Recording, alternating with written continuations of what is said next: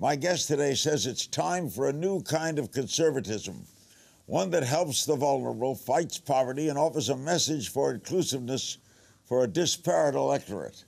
But how can that be accomplished when polls show most Americans associate those characteristics with the Democrats? Arthur Brooks is president of the American Enterprise Institute and a New York Times best-selling author, and he says he knows exactly how, and he's laid out his plan in his new book, The Conservative Heart: How to Build a Fairer, Happier, and More Prosperous America. He joins me from Washington. Thanks for being with us, Arthur.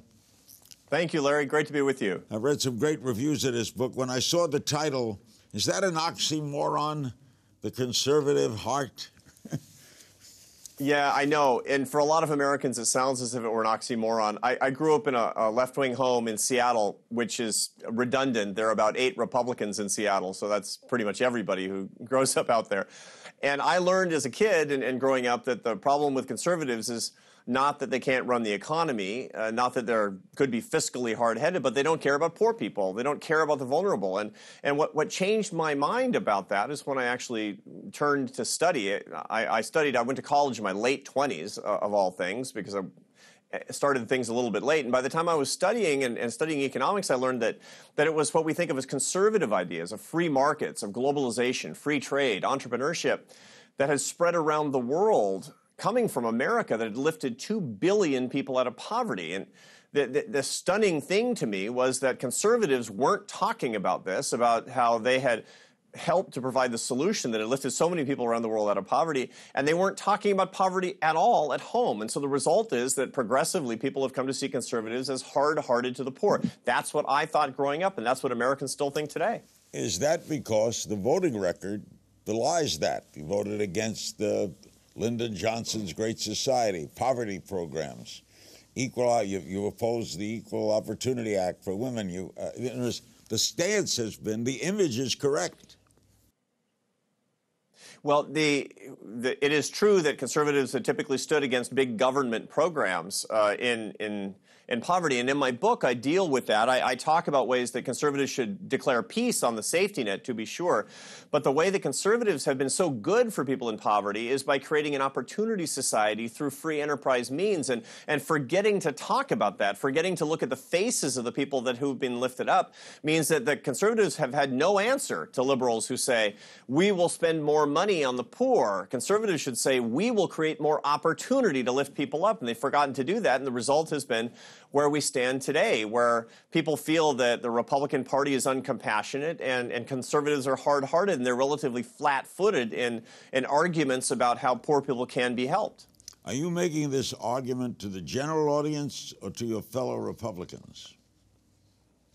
I'm largely making the argument to my fellow conservatives that they need to start talking about the plight of the poor and deploying their conservative policies more purposively toward people who have less power than we do.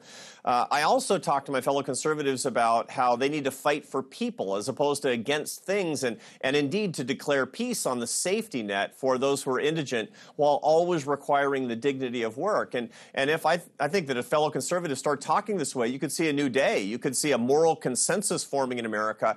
And as a result, what's right now kind of a political holy war between right and left could be transferred into a pretty good competition of ideas where people are jockeying with each other, where they're competing to be better toward those who are most vulnerable in our society. Is this kind of a concept of George W. Bush's compassionate conservatism? That's a good question, and the answer is no, it's not. I objected to the concept of compassionate conservatism, not because I object to compassion nor conservatism, and I believe that George W. Bush was terrific on his ideas of wanting to help the vulnerable, but compassionate conservatism makes it sound as if conservatism is inherently uncompassionate. You need to put some sort of a qualifier on it, as if you're almost apologizing. Hey, guys, I'm a conservative, but not one of those bad ones. I actually like poor people. And I think that that's unnecessary. And ultimately, what it tends to lead to is conservatives who administer the welfare state about 5% more efficiently than liberals do. And I think that that's unconstructive. That's not going to help people. I write in my book over and over about the record of how the welfare state has not helped people very much since Lyndon B. Johnson's administration, since the war on poverty started in 1964, you find that the poverty rate has stayed the same as it was then after we've spent $15 trillion. And so we need new competition of ideas, and that comes from conservatives who don't have to have a compassionate conservatism. They just have to have real conservatism that's directed entirely toward the people who need it the most, which are the poorest members of our society, our brothers and sisters who are poor. Does it bother you that Trump leads the primary polls, and he is one boasting of being rich and successful, that leaders are stupid, that Mexico's smarter than us? Is that helpful to your concept or hurtful? It's not helpful, but it's pretty predictable, I'd say, at this point. Ordinarily, at this point in an election cycle, voters are frustrated, they're angry, they're afraid, and somebody will come along who's a cipher for that frustration and anger and fear. And Donald Trump is a cipher for those emotions. Now, I consider that to be an inevitable product of where we are in the political cycle. What we need to see is to pivot from fear and anger and frustration toward aspiration. In other words, the Republican Party shouldn't aspire to be the angry party. The Democratic Party shouldn't aspire to be the envy party. Both should aspire to be the aspiration party that's more optimistic, that sees a better future, and is entirely dedicated, militantly dedicated to pushing privilege down, to push privilege down to those who need it the most by the means that each party thinks is most appropriate. And that's a good competition of ideas. So Trump is kind of an inevitability at this point in the election cycle. I strongly suspect we'll see more aspirational candidates that are more successful going forward. So what you're saying is the goals of both sides are the same. It's the methods of getting there. Yeah, everybody wants a prosperous America, and everybody wants to get rid of poverty.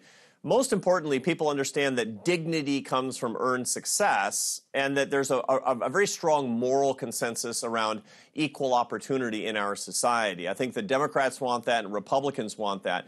And given the fact that we haven't been able to establish that moral consensus well enough, because we're in this period of political division and pessimism, and a lot of that has to do with, I think, the way that we've been governed over the past 6 or 7 years, that I think that has led to us believing that our policy differences are much deeper than ideology, that they're fundamental moral differences, and they're not. We believe in the same moral things. We need to take different approaches and have a competition between those approaches, and then we can be more flexible in our politics. You talk a lot about optimism, a great word. You quote her saying, "I'll take a left-wing optimist all day over a right-wing pessimist." You say the movement needs the optimism of Ronald Reagan. But is optimism a reality when you look at the world? Larry, it's tricky. And if you go back 100 years, it's even harder to be optimistic about the world. And 100 years before that, even still more. But the future belongs to optimists, and it always has, and particularly in America, it always will. Reagan is the perfect example. Reagan came in a time of great national malaise, of insecurity, of the idea that America was a once great power. Jimmy Carter even said that we're suffering as a nation from great malaise. Ronald Reagan's success came not because of his opposition to liberal ideas, and certainly not because he hated progressives, or any Americans for that matter. It was his optimism about what America could be, the notion of the shining city on the hill, the Morning in America campaign theme resonated with so many people. In his nomination speech in Detroit 5 months before his election, he said the word people, or some variant on it, typically the elderly or the poor, immigrants. He said that 87 times in his speech. He was a believer in me. He was a believer in you. And that's what we need, again, is somebody who has the optimism, the aspiration of somebody who has the vision to lead the country forward. Does any of this group of Republican announced candidates so far come close to what you're saying? A lot of them come much closer than Republicans have in a long time. And I'm actually optimistic about that. I hear the right rhetoric about being a nation of aspiration from Jeb Bush. I've heard Scott Walker say, "I'm an optimist. I think our best days lie before us." Marco Rubio talks constantly about people who are in poverty and better ways to lift them up, as does John Kasich. Chris Christie has exhibited a lot of ability to talk to people who are in communities that don't typically support Republicans because he talks in an inclusive way about broadening the coalition as opposed to narrowing it and making it angrier.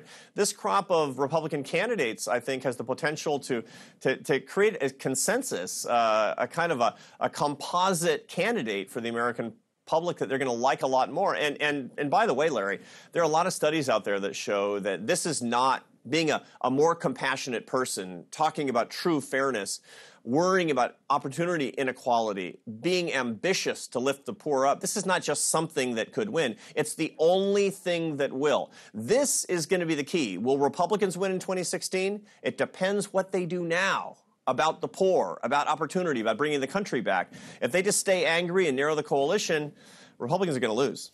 All right, how about not just the poor? How about the conservative heart and gays and women and Latinos and blacks? How about the heart in those areas? The conservatives need to think of themselves as a deeply inclusive movement. One of the biggest problems that Republicans and conservatives have today is that members of, for example, racial minorities don't consider themselves welcome within the conservative circles. I've looked at voting patterns among Latinos and Indian Americans. Indian Americans are a very interesting example. It's the single most prosperous immigrant group in American history, yet they vote 80-20 for Democrats in presidential elections. It's very clear in the data they don't feel welcome among a party that's predominantly middle-aged, male, white, and Christian. Look, the Republicans have to be the party for everybody, and that means they have to have representation from everybody. And when they have a true push written on their hearts for actual inclusiveness that lifts everybody up in the same way, on the American ideal. I mean, remember, Larry, your great-grandparents and mine came to this country as riffraff with one direction to go, and that was up. And, you know, we all started out there, and understanding that everybody starts from a particular place and everybody's an asset and nobody's a liability. If this is the moral core of the Republican Party, that inclusiveness could be a new day. Pope Francis has been a moral leader in the world, and he has been sharply critical of capitalism and the inequities that it imposes on the poor. And he's created a ringing, sounding voice in America, this Pope. How does that affect your concept? Well, Larry, I am a practicing Roman Catholic, so I've thought about this a lot. Pope Francis is the leading advocate for social justice in the world. An amazing pastoral figure for social justice, and which I admire deeply, as do all Catholics. When he talks about capitalism, he's largely speaking from the vantage point of somebody from a country where capitalism, as they understand it, is not true free enterprise in the American sense. It's a system of privilege. So he looks at rich people who work in so-called free markets, which are not free at all, and he sees the entrenchment of privilege. He sees social exclusion. The difference with America is that our ancestors, our fellow immigrants, you and me and everybody else in this country, virtually everybody else in this country, they came to get free enterprise as a source of social justice. They needed freedom. They needed to free themselves of the subjugation that came from hierarchy, that came from government. They needed to free themselves so that their skills and their passions and hard work could be rewarded for the first time. Freedom and capitalism was social justice to Americans. Pope Francis hasn't seen that yet. We have an opportunity in September to show him that. I hope we can, because America, in our concept of free enterprise, could lead the way toward a better world in much the way that American free enterprise spreading around the world after 1970 pulled 2 billion people out of poverty for the first time in human history. The American Enterprise Institute is a famous organization. We've read of it, heard of it for years. It's labeled as a major conservative organization. What do your fellow members of the AEI think of your book? I suppose some of them have read it, but this is an organization full of PhD scholars. It's like a university faculty, but where everybody in the whole university faculty loves America. Imagine that. And there are 225 of us, so I'm not going to suppose that everybody's read the book. They have a lot of their own work to do. But those who do, they like being part of a movement to lift people up. You know, one of the things that I ask my colleagues here at AEI to do is kind of an examination of conscience, Larry. And I ask my colleagues to say, I say, before you go to sleep tonight, ask yourself, did all of my work go for the benefit of people with less power than me? And if the answer is no, we're doing something wrong. If the answer is yes, then let's get a good night's sleep and come back ready to fight, because we have a lot of fights and a lot of things that we need to win on behalf of people who need us. And I think that that's just exactly what most conservatives, what most Americans want, including my colleagues here at AEI. Well said, Arthur. Thanks so much for being with us. Thank you, Larry. It's a pleasure to be with you. The book again, The Conservative Heart, How to Build a Fairer, Happier, and More Prosperous America. And he makes a lot of sense. My thanks to its writer, Arthur Brooks, president of the American Enterprise Institute, for joining us today.